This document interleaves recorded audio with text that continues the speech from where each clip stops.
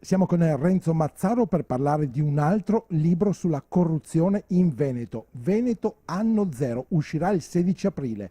Allora, quali saranno le novità?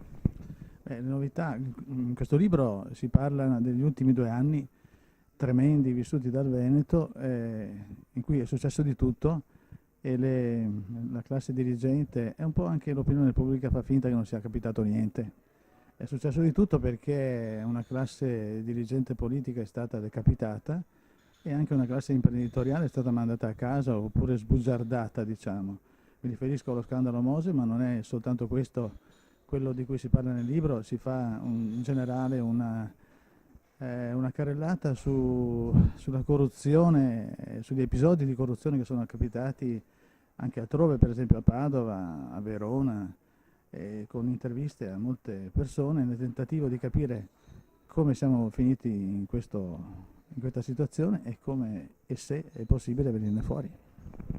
È già finita oppure ci saranno altre inchieste che si può pensare, si può presumere portino a scoperchiare ulteriori verità?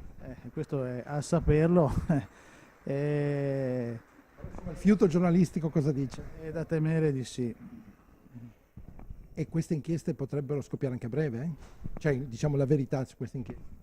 No, io ho visto che la Procura di Venezia si comporta in modo piuttosto esemplare, e cioè lascia passare le tornate elettorali. Quindi la prima settimana dopo le elezioni, ecco, si tratterà di vedere cosa succederà.